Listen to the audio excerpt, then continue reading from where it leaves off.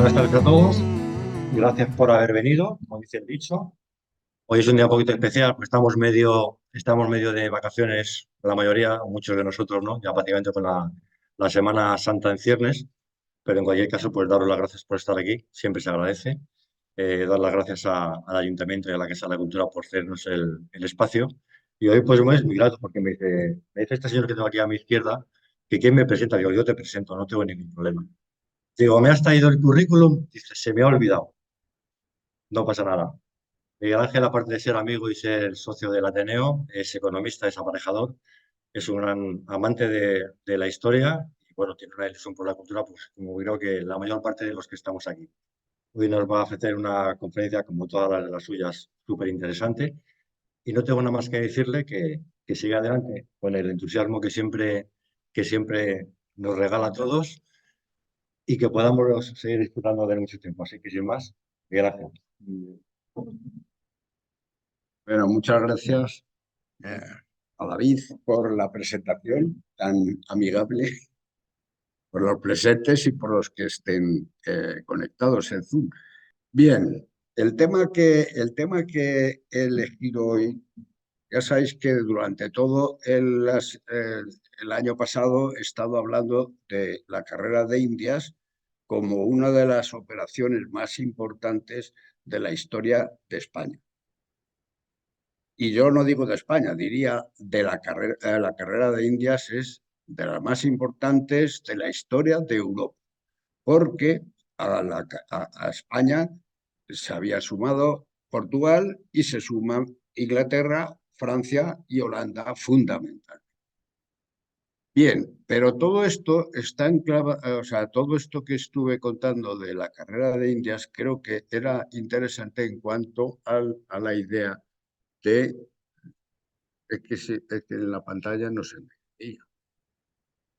Bien, del negocio que se estaba gestionando en España. Yo hablo siempre teniendo en cuenta que la sociedad que hay en cada organización es una sociedad civil, a la que se suma la sociedad estatal. Lo vamos a ver a lo largo de la charla porque creo que esta es la gran importancia de este tema que vamos a ver. Se llama Consejo de Hacienda de Castilla durante el siglo XVI, pero para que veamos lo que significa Consejo de Hacienda de Castilla, cómo está enclavado en toda la organización social de un tipo de funcionamiento nuevo que existe con el Renacimiento. Ya hemos hablado otras veces de que y paso ya a la siguiente, de que con el Renacimiento aparece una nueva forma de visión de todo, desde el racionalismo, propiamente dicho, hablaríamos de Descartes y nos olvidaríamos el tipo de base real, de la base en la que se sustentaba toda la organización social, todas las organizaciones sociales durante la Edad Media, que eran de tipo feudal, local, o sea, era dispersa por todo Europa. Y estoy hablando de toda Europa porque no, el Renacimiento es europeo. No estamos hablando ni de Asia, ni de América, ni de África, ni de Oceanía, porque la historia de la que vamos a hablar y de lo que estamos hablando es de esto. Hablar de Asia, que es otra sociedad muy desarrollada, no, eh, no viene vamos, viene al cuento en un sentido, que ya lo dije en otra charla anterior, o sea, en la última, cuando estuvimos hablando de los tesoros de la corona de España. ¿Por qué fue tan importante la importación de la plata y del oro de América? Fue tan importante en Europa para poder ser trasladada la importación de la moneda como consecuencia de la monetización en en China de toda la economía. A partir de ese momento se necesita moneda suficiente y eso nos va a relacionar a los tres continentes de una forma que ya lo vimos. Bien, primero voy a explicar este cuadro, vamos a explicar, me voy a basar en este cuadro porque es el tipo de metodología que yo estoy siguiendo y es una metodología pues casi basada en otros autores, investigadores de la historia e investigadores de la época. Lo primero de todo es que estamos hablando de una sociedad con una naturaleza y una agregación social evolucionada mediante el desarrollo evolutivo. Es decir, está permanentemente cambiando tanto la naturaleza como está cambiando la sociedad. Y entonces, ante eso, ¿qué es lo que nos encontramos? Nos encontramos con que los seres individuales colectivos están dentro de un mundo y fijaros que he puesto a la derecha, he puesto un mundo real, ese es el mundo real que existe, pero no es el mundo que el hombre conoce. El mundo que el hombre conoce mediante sus capacidades sociales y naturales es un mundo que se imagina y es el mundo imaginario, el mundo imaginado. Es importante esto porque esto viene desde el tiempo de Kant, que es el que lo formula de una forma ya totalmente clara cuando habla de la crítica de la razón pura y la crítica de la razón práctica. ¿Por qué? Crítica, él entiende como conocimiento, o sea, crítica para Kant era conocimiento, desarrollo lógico, mediante un desarrollo lógico de lo que el hombre está percibiendo. Entonces, viene a decir que existe un mundo real que el hombre no va a poder conocer absolutamente nunca, y esto lo tenemos que tener en cuenta en los tiempos en que vivimos, porque el hombre está limitado según sus capacidades naturales, internas, para conocer. Y luego después dice, mediante la teoría del conocimiento, pues que es el recuadro que nos encontramos debajo, pues utiliza las proposiciones que él va haciendo lógicamente derivadas del conocimiento vulgar, es decir, el conocimiento que le entra por los sentidos, y el conocimiento científico, que es el que utiliza para hacer las deducciones lógicas que le permitan ir conociendo esa realidad con la que se enfrenta. Esa realidad con la que se enfrenta tiene un comportamiento muy importante, porque en esa realidad nos encontramos cuáles son nuestras necesidades que el hombre necesita resolver, y además existen nuestros proyectos nuestros deseos o nuestras ambiciones, etcétera, todo eso que dice proyectos, programas, ambiciones, deseos, todo eso. El hombre tiene que resolver entonces esas dos cosas: las necesidades naturales y las necesidades que él mismo se va imponiendo. Con estos dos recuadros, automáticamente el hombre tiene que estar en acción permanente. Y cuando estoy hablando del hombre, me estoy refiriendo al hombre en sociedad. En sociedad, el hombre está en acción permanente. Mediante esa acción permanente, que es el cuadro que pongo ahí central más grande, pues vemos que esas acciones tienen el hombre actúa primero según la experiencia que ha ido adaptando, según la observación que le entra por los sentidos, según la experiencia que está viviendo, y luego después, y es lo que llamo estáticas o de experiencias, según la experiencia, va. Y luego la otra fórmula, son las intuiciones y los emprendimientos. Es decir, el hombre tiene unas intuiciones y aquí, si queréis mirarlo, o sea, entraríamos en lo que ya no es mundo físico, sino sería la parte que los filósofos han llamado la metafísica del hombre, gracias a esas intuiciones y esas capacidades de observar, de decir y demás, estaríamos hablando de la metafísica de la existencia. Bien, pues esta metodología, en esta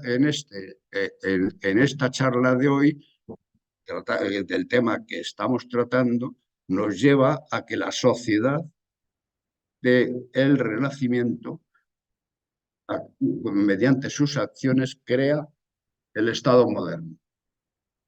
Y esto es importante saber, porque el Estado moderno es una concepción de convivencia totalmente diferente a la convicción tradicional que habían tenido durante los siglos de la edad, lo que hemos llamado de Edad Media, y también es una concepción totalmente diferente de lo que en la llamada época de la antigüedad. O sea, ¿por qué? Pues porque el hombre, y aquí por eso he hablado de Descartes, aparece de que hasta ahora toda la base de la convivencia se basaba en una idea de metafísica divina, es decir, Dios estaba interviniendo en nuestras actuaciones y nosotros lo que aplicábamos en nuestra forma de actuar se basaba en si cumplíamos o no cumplíamos aquellas creencias divinas, es decir, que Dios estaba detrás de el fundamento de todas las acciones. Y en este momento, en el Renacimiento, aparece la razón. La razón es lo que dice Descartes. Dice, dudo, luego existo. No, esa es la frase vulgar que se ha utilizado para entender a Descartes, y no esa es una vulgaridad, porque la verdadera teoría de Descartes es que necesito que alguien me demuestre las cosas, alguien, algo o mi forma de pensar, me demuestre las cosas. Es decir, utilizar no la revelación, sino utilizar la deducción lógica del hombre. Eso lleva a que el comportamiento ante todo el resto de la sociedad pues, es una visión totalmente distinta. Entonces, el Estado que se está creando tenía una razón. La razón de Estado que existía antes era el nombre de Dios. Dios era el que había nombrado al rey y por lo tanto el rey tenía esa influencia divina. Desde este momento Dios deja de tener. Se sigue utilizando la frase de que el rey es rey por voluntad de Dios, pero se actúa independientemente de eso. Podríamos decir, y esto lo razona en una obra de María, de María Estuardo, sí, Stefan Zweig, en la que dice, ¿cómo alguien puede cortarle la cabeza a una reina si esa reina estaba nombrada por Dios? Automáticamente, dice Stefan Zweig, Isabel I de Inglaterra había acabado con toda la tradición de las sociedades de la Edad Media. Y vamos a ver que ya a partir de entonces se van a cortar bastante más cabezas que la de María Estuardo, porque se va a cortar la de Carlos I, luego después se van a matar a Enrique III, a Enrique IV, a Enrique de Guisa, etcétera, etcétera. No vamos a seguir. Los Enriques eran de Francia, pero vamos, estamos viendo que ya no es la razón de poder, está basada en un Estado nuevo, un Estado moderno. Y un Estado moderno como consecuencia de una evolución de la sociedad. Aquí he cogido una serie de ideas para saber decir, para que los modernos cómo van a tener que actuar. Pues hacer ciencia, y he cogido la expresión que he cogido de Karl Popper, dice, para hacer ciencia se necesita utilizar la tradición cultural, es decir, hay que conocer la historia. Mediante la imaginación creadora del investigador, dice, aplica una lógica deductiva de los hechos que han pasado y de los hechos que pueden y cómo podríamos actuar ante esos hechos en el futuro, y aplicando una lógica deductiva. Y luego después, una vez que eso nos da unos comportamientos, dice validar esos comportamientos según las hipótesis mediante controles empíricos. Esto son unas reglas de conocimiento científico. Debemos, cualquier historiador de cualquier materia y cualquier científico debe aplicar un método semejante. Si no, estaríamos inventándonos. O sea, pensar que las actuaciones vienen sin... Esto podríamos decir que acabaría con muchas de las filosofías. Karl Popper es totalmente contrario. Muchas de las filosofías griegas, pero sobre todo platónicas. O sea, el idealismo de Platón está contestado aquí. Bien, entonces vamos a centrarnos en el tema de hoy y estamos hablando de que lo importante a considerar para todo esto que vamos a hablar es la creación del Estado moderno y con qué instrumentos funciona el Estado. Primero, vemos que el Estado moderno funciona, esto es lo que está utilizándose en los distintos estados, o sea, los dos estados que primero empiezan a funcionar, este tipo de Estado moderno que se crea, aunque tenía unas ideas que venían de Italia, sobre todo de Florencia y de Venecia, sin embargo, donde quedan más plasmadas es en Francia y en España. Y digo en Francia y en España porque en España estoy incluyendo a Portugal, que Portugal también era España en tiempo del siglo XVI, en el siglo XVI con Felipe II. O sea, que quiero decir que esos eran, en ese momento, los estados realmente modernos que entendía Maquiavelo.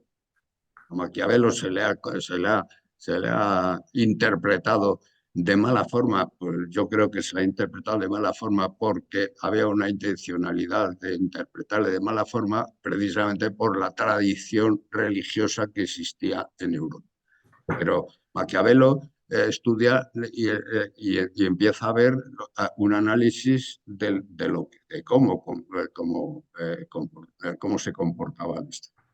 Yo no voy a entrar mucho en todo esto del desarrollo del Estado moderno, porque es que he pensado, después de haber hecho todo este trabajo, que quería hacerlo desde el Consejo de Castilla, de Hacienda de Castilla, pues me ha surgido, pues leyendo historiadores, por ejemplo, José Antonio Maraval tiene un estudio de la creación del Estado moderno y lo que se representó el Estado moderno para los significados de la sociedad de aquellos tiempos y la mentalidad que de qué forma funcionaba. Eso pienso que se merece una charla exclusivamente de esa y posiblemente a lo mejor la preparen para el futuro. No para la próxima, porque la próxima, ya os aviso, como el Consejo Real de Castilla, Consejo de Hacienda de Castilla, eso estamos hablando hoy, en la próxima, que es el próximo mes, la que he preparado y he mandado ya a los coordinadores de foros para el título y eso, y se va a tratar de las bancarrotas en España durante el siglo XVI, para iros abriendo.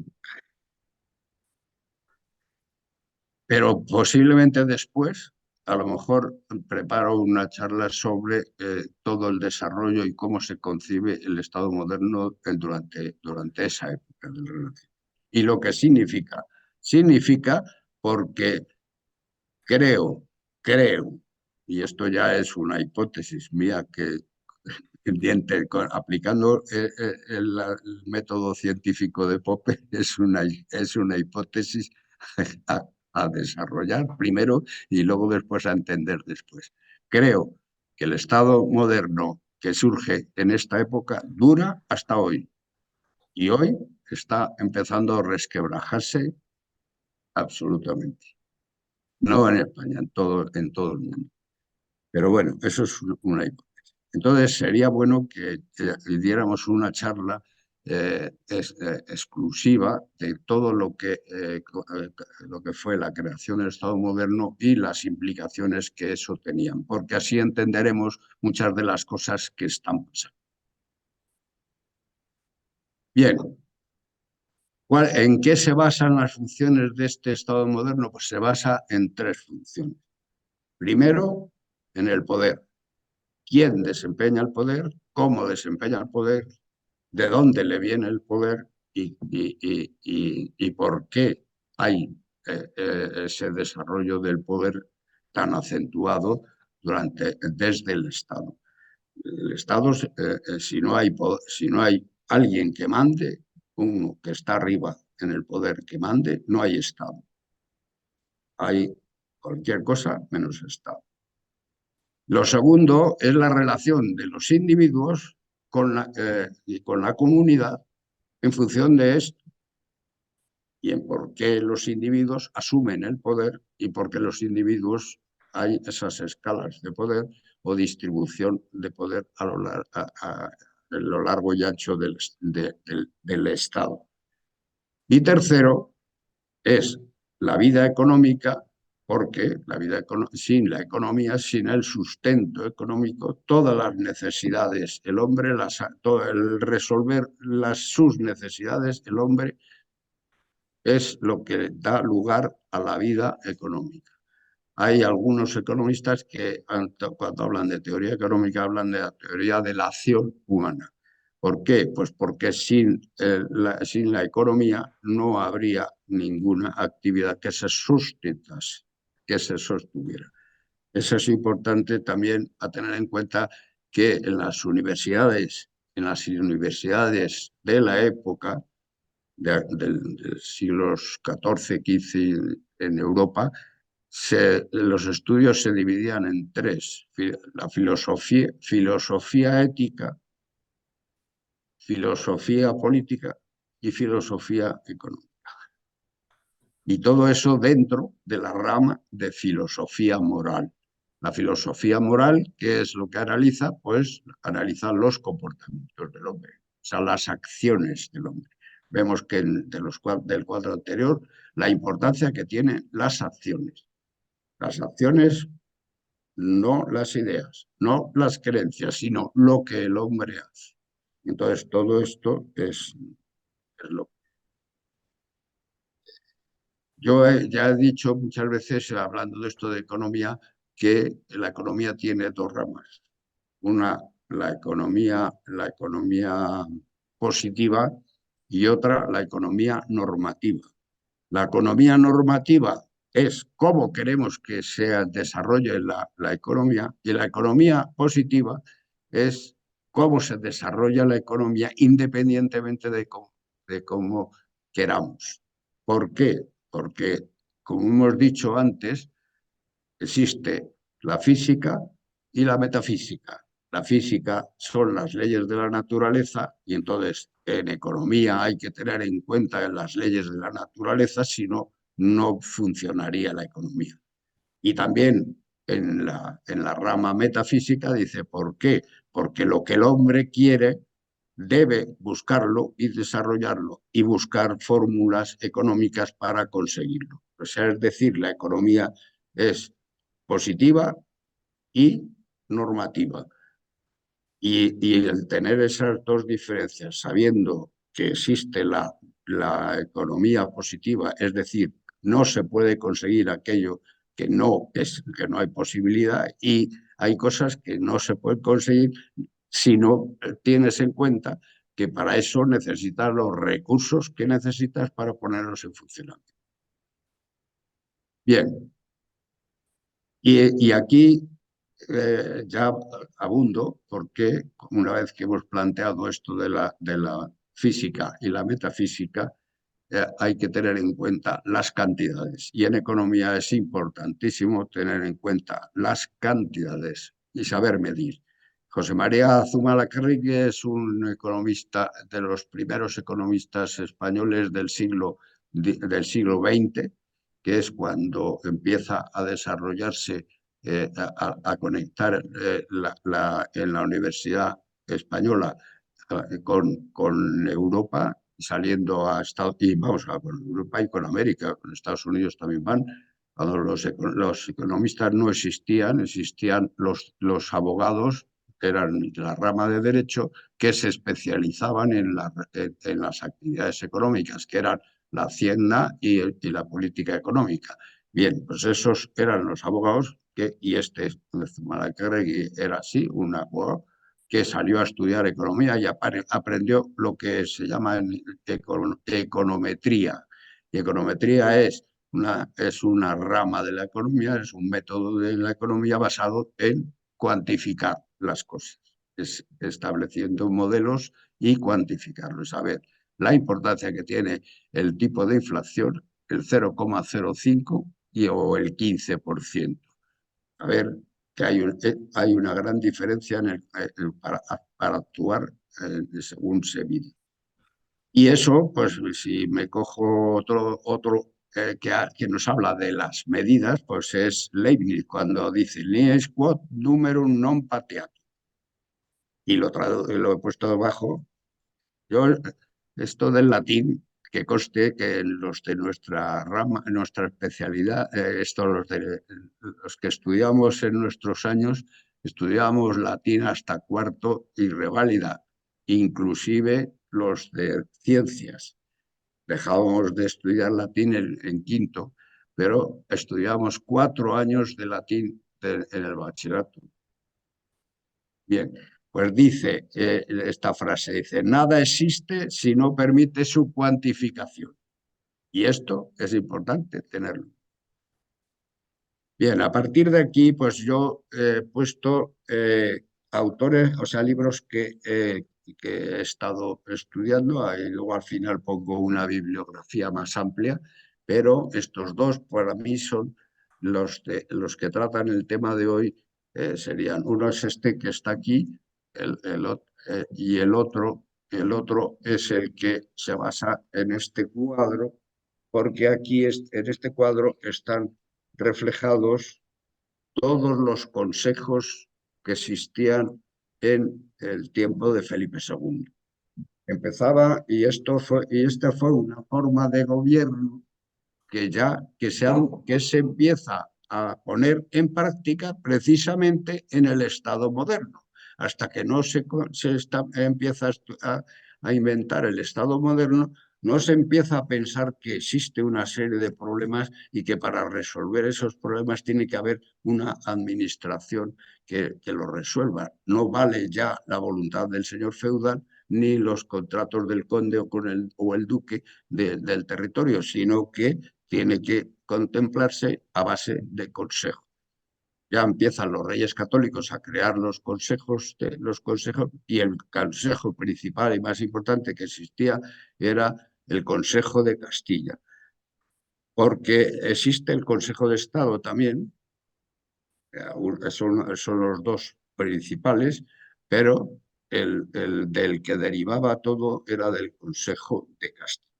Luego, el Consejo de Hacienda va a surgir dependiendo del Consejo de Castilla como consecuencia de las necesidades que ven los propios reyes de que haya eso. Y es lo que hoy vamos a tratar de llegar hasta ese fin.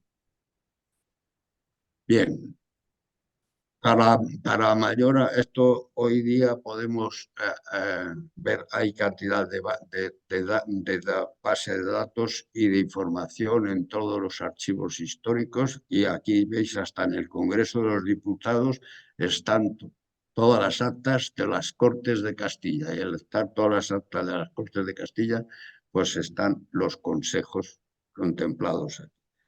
O sea que hoy día pues, cualquiera puede ir a leer esto.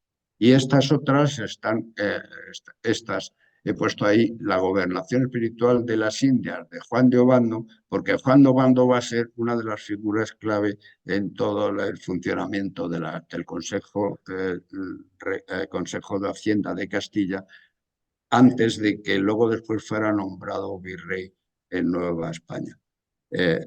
O sea, pero es importante ver quiénes eran los que estaban detrás de todo esto. Y aquí hay que distinguir que empiezan a desaparecer figuras importantes, digo, estamentos importantes, y están sustituidos por otro tipo de estamentos en este nuevo Estado moderno. Antes existía la nobleza, el clero y la plebe. Ahora la nobleza ya no tiene ni puñetera idea, es decir, como no sepas, no vale para nada. El clero tampoco tiene ninguna incidencia si ese clero no tiene un conocimiento de gestión. Y esto es importante porque lo he puesto antes ahí, dice, para las acciones son la intuición y la gestión o el emprendimiento. Entonces, empiezan a surgir una serie de estamentos dentro del Estado moderno ya diferentes a los toda la y empiezan a perder valor la nobleza y el clero como tales nobleza y tales. Hasta, podemos decir, hasta el mismo Papa deja de tener importancia en la gestión del Estado. ¿Por qué? En lo primero nos vamos a encontrar a Carlos V, católico y defensor de las... Bueno, primero los reyes católicos, pero Carlos V y Felipe II iban a tener conflictos gravísimos y enfrentamientos gravísimos con los papas. ¿Por qué? Porque los papas querían tener el dominio o el mandato también sobre la tierra. Y entonces dice, no, en mi estado el que manda soy yo, el rey.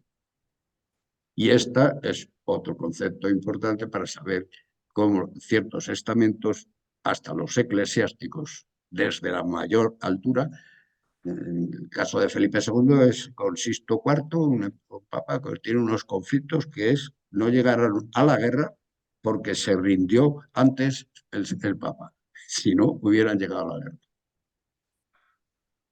Con Carlos V sí tuvo guerra, porque invadió Roma, y el saco de Roma, etc. Con los reyes católicos, lo primero de todo es que no hicieron caso al permiso que exigía el Papa de consanguinidad. Eran primos, no podían casarse sin el consentimiento del Papa. Y se casaron antes de que llegase el consentimiento del Papa. Luego llegó el consentimiento del Papa por iniciativas de... Pero quiero decir que ya los reyes dentro del Estado empezaban a tener una autonomía propia para gobernar, para ejercer el poder. Bien, pues esto es para que una visión así un poco rápida para saber cómo había Castilla, cómo se había ido formando. O sea, en los principios de la Reconquista lo tenemos arriba, en el Reino de Asturias, y lo que era la marca hispana, que era la que dominaba Carlomagno. Ahí no existía todavía Aragón. Esa es la marca hispana. En la segunda ya empezamos a ver que ya hay una serie de reinos totalmente separados como consecuencia de eso, me parece que lo contó de Sancho el Cuarto, ¿no? Que es el que divide Sancho Sancho el Mayor, que divide entre sus hijos todas las zonas de los reinos de cristianos de entonces. Eso se va extendiendo hacia abajo y al final tiempo de los reyes católicos, pues queda exclusivamente el reino de Granada dentro de eso. Luego después vamos a verlo también más detenido.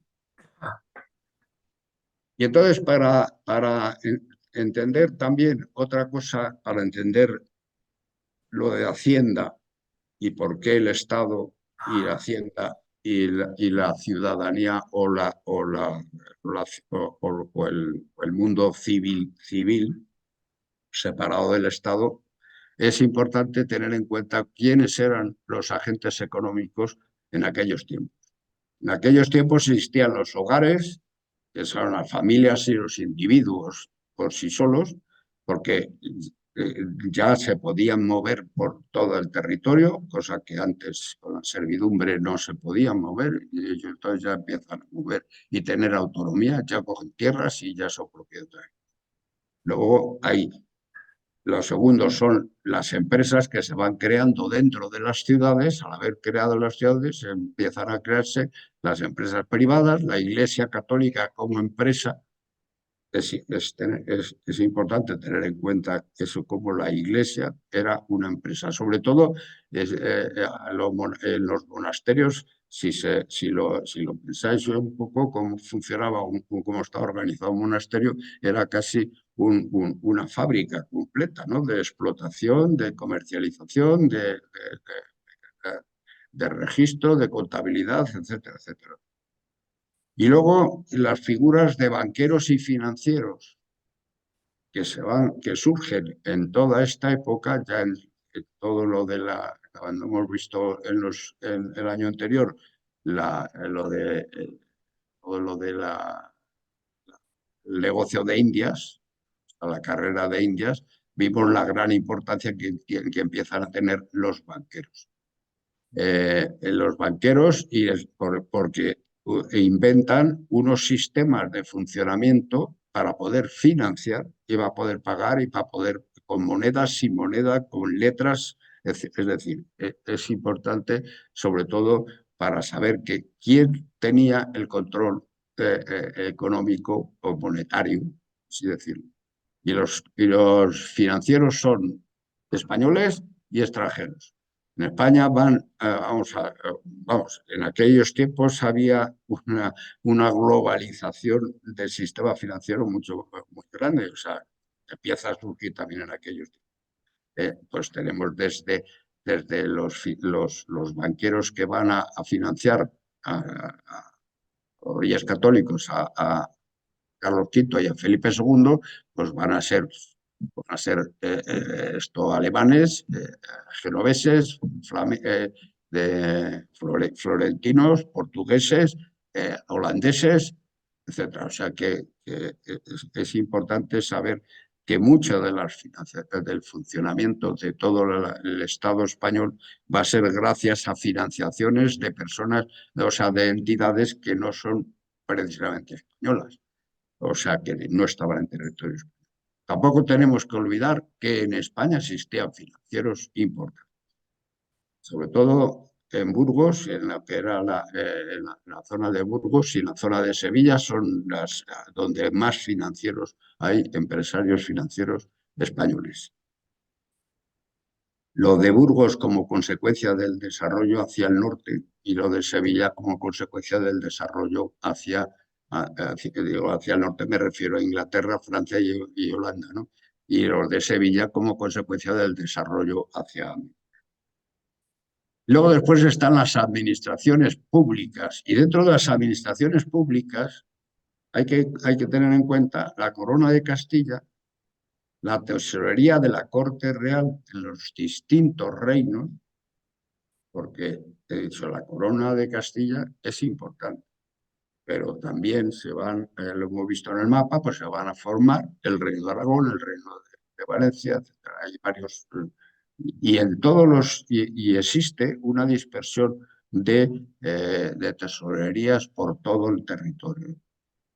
Hoy llamamos autonomías y posiblemente en aquellos tiempos tenían bastante más autonomía porque existían las cortes, los fueros y todo el sistema de funcionamiento español se ha basado siempre en las cortes y en los fueros o sea, territoriales, no centralizados. Así como centralizado, Francia va a funcionar de forma centralizada siempre, desde que se constituye como Estado hasta nuestros días, Francia va a ser centralizado, pues en España no estaba centralizado toda la administración pública y existían las cortes en cada una de los reinos, antiguos reinos, y inclusive había cortes en las ciudades y una administración también financiera en las. Lo vamos a ver más adelante. Bueno, y abajo pues, por eso he puesto administraciones autonómicas y locales. Las ciudades tenían una importancia muy grande. Entre otras cosas porque en las ciudades es donde estaban los industriales y lo financiero. Y luego después otra de las agentes es en el extranjero, los países integrados. Y aquí por eso os digo, los países integrados en el imperio de los Habsburgo, no castellanos. Es decir, y ese es otro concepto también que hay que tener muy claro para aquellos tiempos y para conocer aquí. Una cosa es el Estado y otra cosa es la dinastía. La dinastía la dinastía era dinastía de los Habsburgo, que eran reyes de distintos estados. O sea, era Felipe II, vamos, Carlos V, Felipe II, vamos, desde Carlos V para acá, en el momento que Carlos V se hace emperador, pero ya anteriormente también el reino de Aragón tenía posesiones en Italia, como eran Nápoles, Sicilia y Cerdeña, y también el reino de Castilla y el reino de Portugal tenía posesiones en otros territorios ya de África, etc. Y el de Castilla no tenía, Castilla tenía solamente su territorio, pero sin embargo el rey se considera castellano y como castellano pues es también además rey de Holanda y de los Países, vamos, de los Países Bajos y del norte de Italia. Bueno, todo esto es importante que lo tengamos en cuenta porque a la hora de estudiar el Estado no estamos hablando del Estado español, estamos hablando del Estado, de los estados españoles dominados por una dinastía, que era la dinastía de los Habsburgo. Y esa relación de dinastía es importantísimo. Diferente, o sea, tenerlo en cuenta a la hora de cuando hablamos de la guerra por ejemplo, la batalla de San Quintín, en la que dicen que este monasterio lo hizo Felipe II para conmemorar la batalla de San Quintín. En la batalla de San Quintín era una guerra entre Flandes y Francia. Castilla no tenía nada que ver, ni España tenía nada que ver. Era una guerra entre Flandes y Francia. Luego eran dos estados en los que España no tenía ninguna participación, digamos, el territorio español. Sí fueron ejércitos de aquí de España, pero en aquellos tiempos los ejércitos eran del emperador o eran de la dinastía que los utilizaba en cada sitio. Veremos más adelante cuál van a ser el problema de utilizar nuestros ejércitos en otros reinos. Eso, muy bien, José María, cuando nos habló de la guerra de los 30 años, pues estas conversaciones además que hemos tenido importantes porque, o sea, después, a lo largo del año que viene también quiero pasar a otras épocas, a las épocas del siglo XVII con Felipe IV y el conde duque de Olivares, porque el conde duque de Olivares se va a adelantar a sus tiempos. Siempre se ha denostado también y se ha hablado mal del conde duque de Olivares porque era un válido. Bueno, era un válido, vale, pero sin embargo tenía una visión más universal del Estado que la exclusivamente autonómica que existía en España. Bien, estos son los temas por los que vamos a pasar. Yo primero, Hacienda en tiempo de los Reyes Católicos, la llegada de Carlos I y los políticos flamencos, lo que significó la guerra de las comunidades y el endeudamiento con los banqueros a la hora de ser nombrado emperador, la creación del Consejo de Hacienda en tiempo de Carlos V, las gestiones de Carlos V y su delegación en los regentes cuando salía de Castilla. Ahora luego veremos cuánto tiempo está Carlos V aquí en territorio español y cómo funciona el Estado español sin Carlos V. Y luego la evolución del Consejo de Hacienda durante el reinado de Felipe II y herencia que deja a su hijo a la hora de su muerte. Esto es como lo he estructurado la presentación. En los Reyes Católicos, aquí lo veis, es un dibujo que me ha gustado más que muchos otros que he visto, de otros cuadros, porque aquí parecen más reyes que en otros sitios. Bien, esta es la distribución del territorio español en aquellos tiempos y ya veis ahí, la corona de Castilla llega hasta abajo, hasta incluyendo ya el reino de Granada, está todo desde el Principado de Asturias, el reino de Toledo, el reino de León, el reino de Castilla, la primera. Y luego la corona de Aragón ya ha incorporado, la corona de Aragón ha incorporado al Principado de Cataluña, el reino de Valencia y el reino de Mayo. Eso era la corona de Aragón. Y quedaba el reino de Navarra. El reino de Navarra es una excepcionalidad, pero en realidad los reyes de Navarra estaban emparentados con los Trastámara también, vamos, con el padre de Fernando el Católico, y como consecuencia de ello, Fernando el Católico va a reivindicar el derecho a ocupar ese territorio y hay una guerra para ocupación y dominio del reino de Navarra. Fijaros que el reino de Navarra no está, el señorío de Vizcaya es totalmente castellano. O sea, mal que le pese a los vascos, Castilla nace en Vizcaya. O sea, Vizcaya y Álava. O sea, el hecho de decir los vascos no somos castellanos, como si Castilla nació allí. Bueno, en cualquier caso, bueno, esta era la distribución que existía en el siglo XVI dentro de nuestro territorio. Ya hemos dicho que ya en esa época es cuando, bueno, en tiempo de los Reyes Católicos todavía no. Entonces, cuál es la importancia que tiene el matrimonio y el reinado de los Reyes Católicos? Que es la unificación del territorio.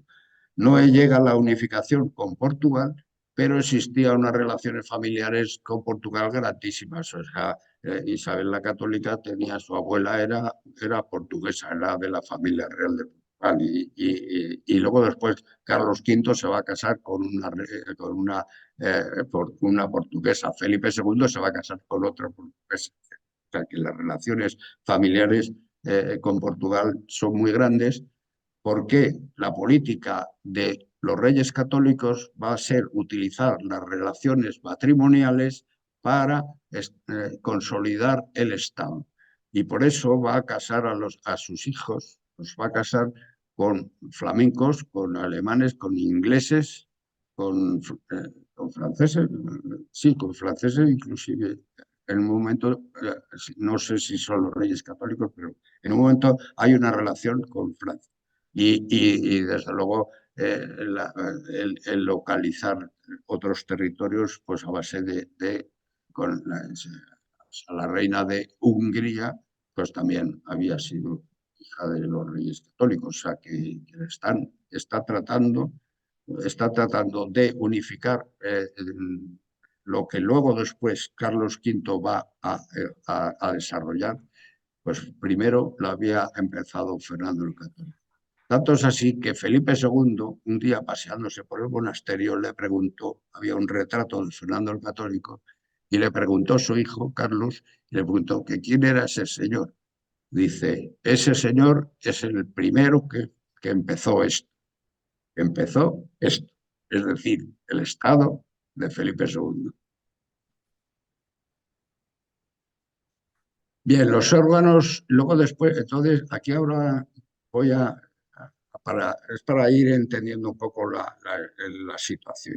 ¿Cuáles eran los órganos financieros que existían en tiempo de los Reyes Católicos? Pues existía una tesorería general que dominaba los reyes, una tesorería de Castilla y una tesorería de Aragón, y luego diversas tesorerías territoriales, porque tenían que recaudar, tener en cuenta que había que montar funcionarios en todos y recaudadores y empresarios porque muchos de los impuestos los cobraban los reyes a base de contratar con empresarios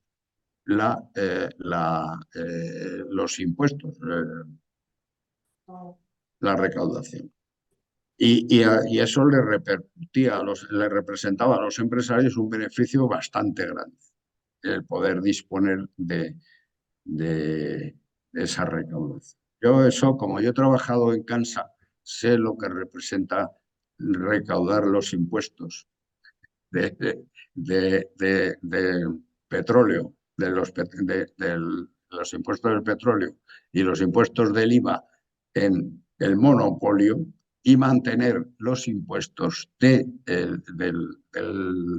Estado, mantenerlo una empresa como era Cansa.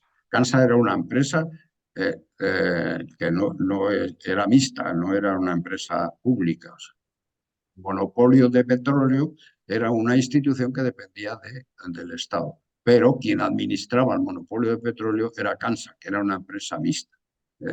Estaban los bancos y el Estado eran los accionistas. Entonces, el hecho de tener la recaudación de los impuestos de petróleo, lo teníamos, se liquidaba una vez al mes. Pues el hecho de tener los impuestos, el Estado, el monopolio de petróleo, durante un mes representaba 1.000 millones de pesetas de beneficio al año, solamente por disponer de ello. Pues esto nos da idea de por qué había empresarios en aquellos tiempos que les interesaba administrar, porque el rey no tenía el montaje que existe hoy vamos, el Estado entonces no tenía el montaje que existe ahora. Estamos hablando de cómo se va a evolucionar. Luego después estaban las contadurías. Una cosa es el tesorero y es el que recauda moneda, y otra cosa es el contador. Y el contador, por así decirlo, es el que administra todas las finanzas, en moneda y no moneda. El tesorero dependía del contador, pero el contador era como el gestor económico, por así decirlo, el administrador económico de los reyes católicos. Y existían también diversas contadurías territoriales pues, distribuidas porque en aquellos tiempos no existían los ordenadores para poder tener controlado todo desde los ordenadores. Era todo a base de caballos y de mensajeros. Y luego estaba la tercera figura, que es el Tribunal de Oidores, y pongo visitas, porque así lo llamaban visitas, eran auditores, eran las auditorías. Cuando se tenía duda de que algún contador o algún tesorero estaba haciendo algún fraude, entraba los oidores, recibían una visita promovida por algún otro consejo. No tenía por qué ser ni el Consejo de Hacienda el que lo promoviese. De hecho, durante todo el siglo XVI, los que van a promover las auditorías importantes, que va a haber unas cuantas, van a ser el Consejo de Estado o el Consejo de Castilla. ¿Cómo funcionaban las finanzas de la Corona de Castilla en tiempo de los Reyes Católicos? Y esto es importante para que lo tengamos en cuenta. Hay que saber que en aquellos tiempos ya existía la contabilidad por partida doble. Está inventada por los italianos, pero en España va a llegar con Felipe II. Pero durante los tiempos de los Reyes Católicos y durante los tiempos de Carlos V, la contabilidad va a tener dos partidas, gastos e ingresos. Lo llaman de otra forma, pero es sí. Y entonces, ¿cuáles eran los gastos? Pues eran los gastos de ambas coronas y recaudaban los impuestos de Castilla, vamos, de Castilla es que el puesto de Castilla y la de Castilla de Aragón.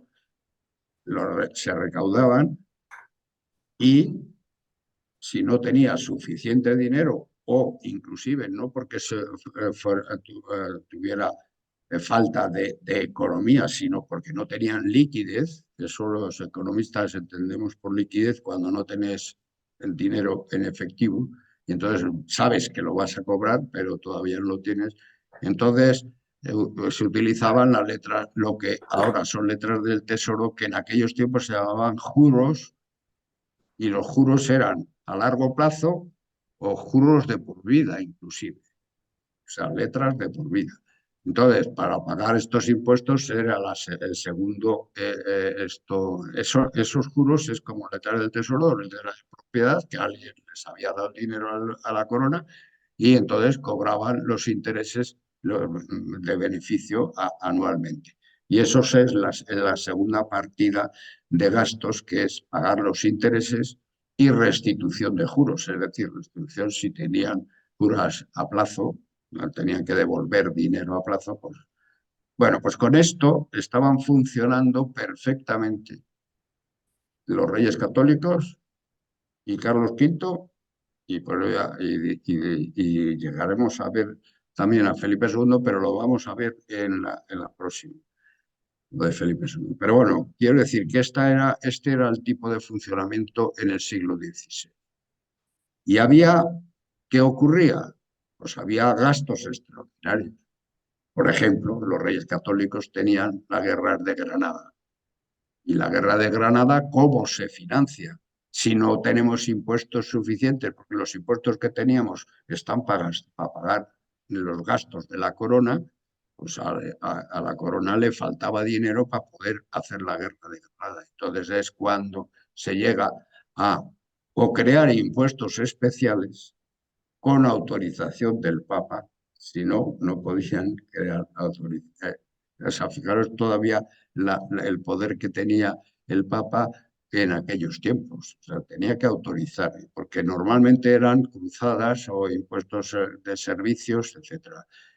Y luego después, conforme avanza el siglo XVI, ya se van a tomar más libertades Carlos V y Felipe II, sobre todo Felipe II y van a luchar, pero siempre van a tener necesidad de impuestos especiales. Y estos impuestos especiales, el gran problema que tienen es que tienen, según las constituciones de los estados que había en España, es que tienen que ser, además de ser aprobados por el Papa, tienen que ser aprobados por las Cortes y el rey tiene que convocar a las Cortes para que le aprueben los impuestos. Esto es lo que vamos a ver con Carlos V, el problema que va a ocasionar porque las Cortes de Castilla no le aprueban los impuestos. Y la otra fórmula que tenían para poder financiar estos gastos extraordinarios, y esta va a tener mucha importancia en tiempo de Carlos V y sobre todo de Felipe II, son lo que se llamaban asientos a corto plazo. Asientos a corto plazo no es ni más ni menos que un préstamo a corto plazo. Es decir, préstamos que te dejaba alguien y tú tenías que devolverlo en un tiempo determinado. Normalmente era Hoy en día en contabilidad se llamamos préstamos a corto plazo los que tienen una duración de 1 año, pero en aquellos tiempos podían ser de 1 año, 2 años o 3 años, según, y estaba establecido porque era un documento que se firmaba entre el financiero y el rey. Luego distinguimos bien claramente lo que eran los gastos de la corona, los gastos ordinarios de la corona, de los gastos extraordinarios. Y aquí pasaríamos a la segunda parte, y es la de, y precisamente hablando de estos gastos extraordinarios, con la llegada de Carlos I y los políticos flamencos que generan la guerra de las comunidades, por un lado, y el endeudamiento del Estado español con el extranjero, por otro. O sea, y esto es lo que Carlos V está funcionando. Dice, antecedentes, bueno, yo todo esto, para poderlo estudiar, hay que partir de algún señor que empezó a estudiarlo de una forma más fondo, fue Ramón Carande, que es un historiador sevillano del siglo, de los años 60. O sea que, fijaros, hasta esa época no se había estudiado todo esto a fondo. O sea, es entonces cuando se empieza a estudiar a fondo. O sea, eso si alguien, hay historiadores y analizados hoy, historiadores españoles de todos los tiempos anteriores, analizado hoy, te das cuenta del error que había en los historiadores porque no habían hecho los análisis correspondientes de todas estas. Es a partir del siglo XX cuando empezamos a tomar conciencia de nuestra historia pasada con la gran importancia además que representó para la economía española toda la llegada a América y a las colonias de Indias. Tener en cuenta que el imperio empieza a crecer a partir del descubrimiento de América, pues Carlos V es el primero que empieza a tener disponibilidad sobre territorios americanos. O sea, que es importantísimo el hecho de aumentar la población y aumentar la riqueza y aumentar. Y entonces las estadísticas, cuando se utilizan estadísticas, hay que tener en cuenta que hay quien habla y dice, es que los impuestos crecieron un montón. Pero es que crecieron un montón los impuestos porque creció un montón la población. La población ya no era la que vivía en Castilla, sino toda la de América. Y allí también había impuestos y también había recaudación y también había economía. O sea,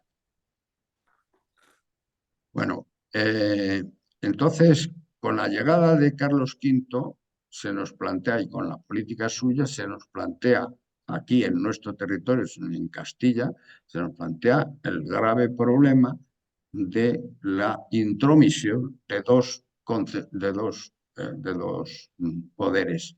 Uno es el del reino y Aragón por un lado, y sus posesiones en Italia, y otro es el imperio austrohúngaro, porque el hecho de ser Carlos V mm, emperador de Austria o de Alemania, hay que tener en cuenta que es que se hace cargo, él se hace cargo de esa función del imperio. Y el imperio ya nos habló José María, que dura desde Carlomagno hasta 1808. Y entonces, y las consecuencias que tuvieron de las guerras de religión y todas estas historias, pero sobre todo en tiempo de Carlos V, es todas esas guerras que va a tener que emprender en Alemania, en concreto y fundamentalmente en Alemania y en el norte de Italia, que no eran territorios, ni siquiera eran territorios de los Habsburgos, ni siquiera eran territorios de los españoles, eran territorios del imperio. Y el imperio tenía un funcionamiento, el imperio austrohúngaro tenía un funcionamiento totalmente diferente a lo que era el Estado, la creación de los estados modernos. Porque los estados modernos tenían un territorio. Cada estado estaba localizado por las lindes del territorio. Y ese territorio era el rey, era de ese territorio. En cambio, el imperio no tenía ni siquiera fronteras ni localización, estaba actuando sobre territorios diferentes y autónomos. Eso, si algún día estudiamos la historia alemana, y nos vamos a encontrar que hay que tener en cuenta esa gran diferencia. O sea, allí en cada sitio había un rey, o un conde, o un duque, o un grupo de personas como eran las asiáticas y todo eso. Pero sin embargo, Carlos V se hace responsable de esa acción. Inclusive las luchas contra los luteranos es como consecuencia de ser emperador, no como consecuencia de ser rey de España. ¿Eh?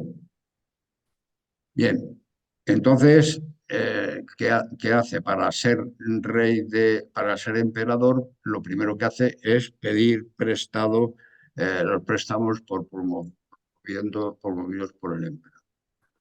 Eh, en 1519 y pide esos préstamos, por un lado, y trata o sea, después de haber sido rechazado por las Cortes, y me estoy alargando un montón, para poder ser emperador. Bien, pues a partir de aquí, eh, para poder atender todos estos gastos extraordinarios, va a necesitar que endeudarse. Para modificar los impuestos había que recurrir a las Cortes, ya lo he dicho. Desde 1525 comienza una práctica presupuestaria denominada nómina general para librar, en la que preveía los ingresos disponibles para los gastos previsibles. Pues es, si dijéramos, hacer una presupuestación a largo plazo. Al acudir a los préstamos se produjo un descubierto de 103 millones de maravedíes en España.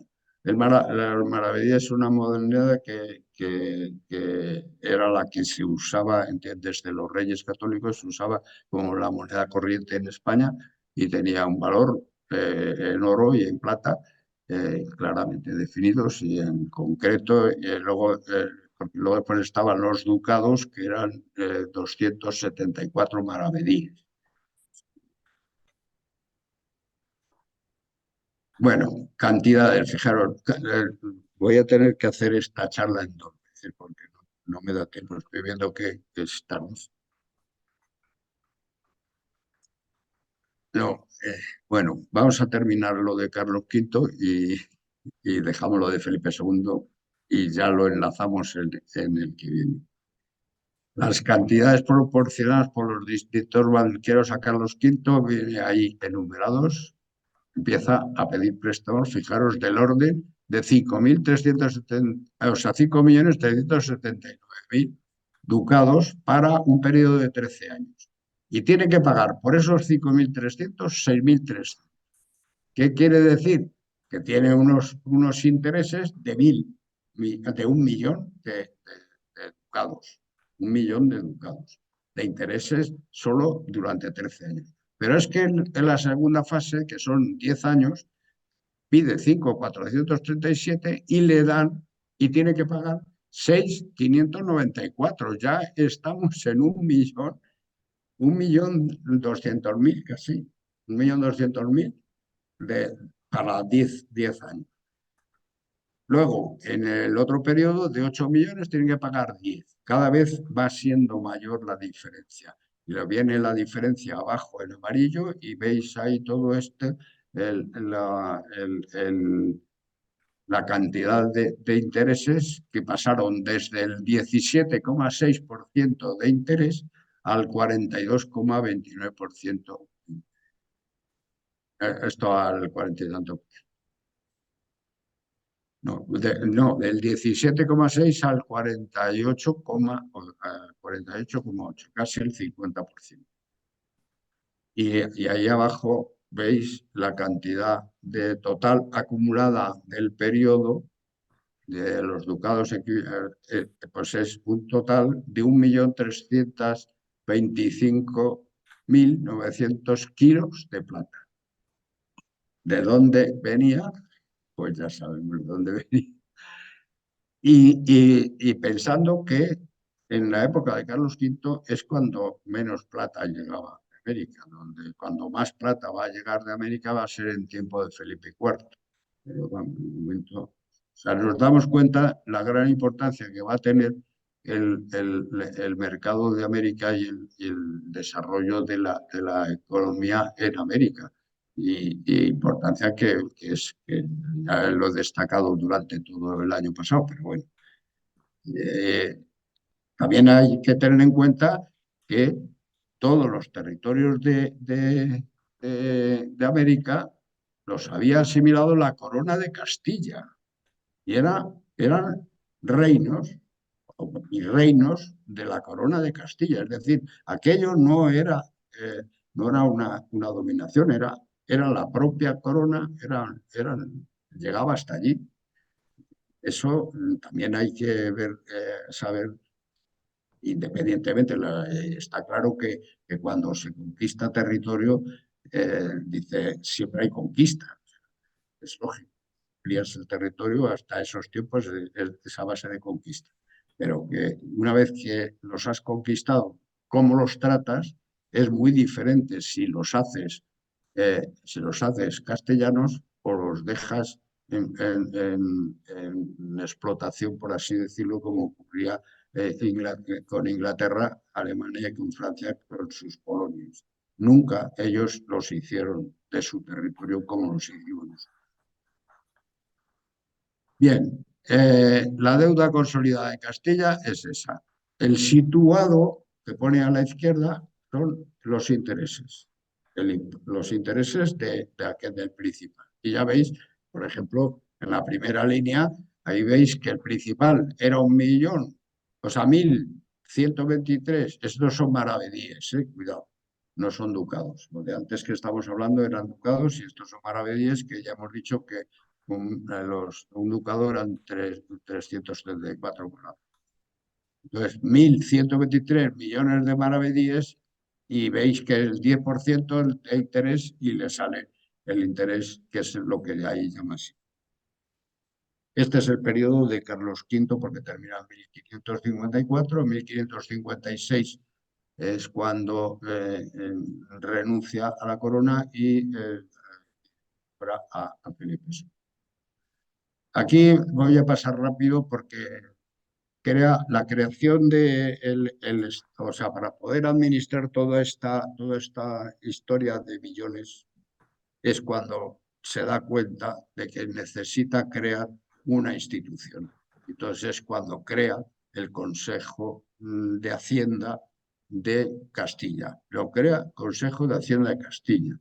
Es importante esto porque va a ser el Consejo de Hacienda de Castilla y no al de Aragón el que va a financiar todas estas operaciones.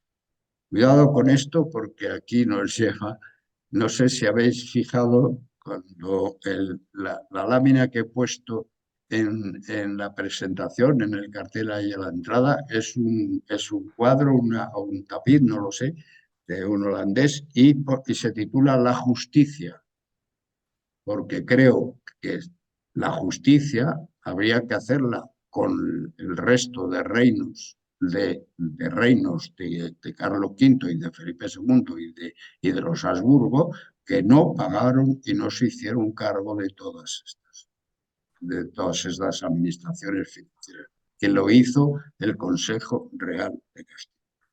Bueno, aquí veis el dibujo arriba para ver los impuestos, o sea, los ingresos ordinarios, de cuáles son los impuestos. No, perdón, es que me he pasado. Estos son los ingresos, pues hay cada tipo de los impuestos y que son con los ingresos, y que a la izquierda está las finanzas de Castilla y a la derecha el millones de ducados. O sea, tipo de la izquierda es el índice y la derecha es el total de millones. Pues vemos que esto va, comparamos con los gastos y nos damos cuenta del déficit que existió en la hacienda de Castilla como consecuencia. Castilla no tenía suficiente capacidad para administrar. Diversas medidas tomadas por Carlos V. Primero, la creación del Consejo de Hacienda, que se crea en 1523. Segundo, establece las ordenanzas de enero de 1525, que son las que dicen cómo tiene que funcionar el Consejo de Hacienda. El Consejo de Hacienda está controlado, aquí está poniendo controlado por Cobos. Francisco Los Cobos es uno de los secretarios más importantes que tiene Carlos V, que es de Úbeda, y fue durante todo su reinado, inclusive hasta después con Felipe II llegó a intervenir también. Con Felipe II siendo príncipe, todavía ya no, porque cuando se muere este hombre, se muere antes que Carlos V, me parece. Pero es que la época de Carlos V ya hemos dicho que falta. Bueno, esta es la decisión que se lo encarga a Gonzalo Maldonado para la misión de tomar diversas medidas para obtener los recursos necesarios. Y pongo esto porque se lo encarga un señor que no era del Consejo de Hacienda.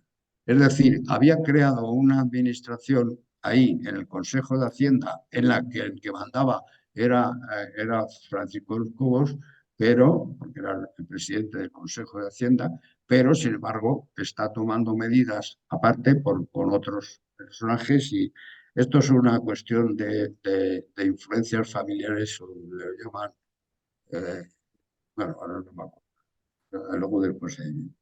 Negocia los asientos sobre las gracias eclesiásticas, es decir, pidiendo gracias es el tipo dice, lo necesito porque para mantener el cristianismo y se lo pide son dos tipos de impuestos que son la cruzada y los subsidios y se las cobra a los ciudadanos. Negocia con los genoveses Ansaldo y Nicolás Grimaldo, porque lo que estaba diciendo antes, gran parte de la financiación la están llevando personas privadas y empresarios privados. En este caso ya está empezando a utilizar ya no a los alemanes, sino a los genoveses. Empieza a utilizar a genoveses, que además viven aquí y tienen un cargo político aquí, además de tener su empresa. Con lo cual era un señor que estaba actuando con doble actividad política y actividad privada de la gestión de las finanzas. Francisco de los Cobos y Juan de Tavera son las dos figuras más importantes durante el reinado de Carlos V y tienen unas grandes tensiones. Juan de Tavera es el obispo que le conocemos de Toledo, ¿no? Y tiene confrontaciones con Francisco de los Cobos, que sin embargo no era ni obispo ni noble. Vamos a decir. Bueno, las instrucciones de abril de 1538, que es otro desarrollo de las funciones de Hacienda, pero que sigue sin hacer. El Consejo, desde 1546 a 1554, con el predominio de otros señores diferentes de Fernando, de los anteriores. Bien, las gestiones de Carlos V y su delegación en los regentes cuando salía de Castilla. Entonces, vemos que Carlos V llega a la península en septiembre del 17. con el nombramiento del emperador 1519 a 1522 ya empieza a salir. De 1529 sale también de España para ser coronado en 1530 y desde a 1533 nos regresa a Castilla. Desde julio del 35 a 1536 no está en España. Desde 1538 parte para entrevistarse con Francisco I a 1541, que regresa de Argel. 1538 a 1541. Y de 1543 a 1556, que es cuando nombra rey a Felipe II, tiene que ausentarse para resolver los problemas imperiales. Quiere decirse que Carlos V prácticamente no estaba aquí. Yo por eso sigo hablando de Carlos V, nunca hablo de Carlos I, porque realmente las funciones suyas fueron más importantes como emperador que como rey de España. Que durante ese tiempo, ¿quién estaba gobernando en España? Pues un regente que nombraba él, y primero fue su mujer, cuando se muere viene una hermana, y luego después llega Felipe II. Felipe II, con 19 años, ya está gobernando en España, llevando las administraciones con las... Bueno, vamos a dejarlo aquí porque ya es mucho. Entonces, acordaros que nos queda la parte de Felipe II. Entonces voy a ver si la desarrollo toda en una, o la junto con lo de las bancarrotas, porque está muy...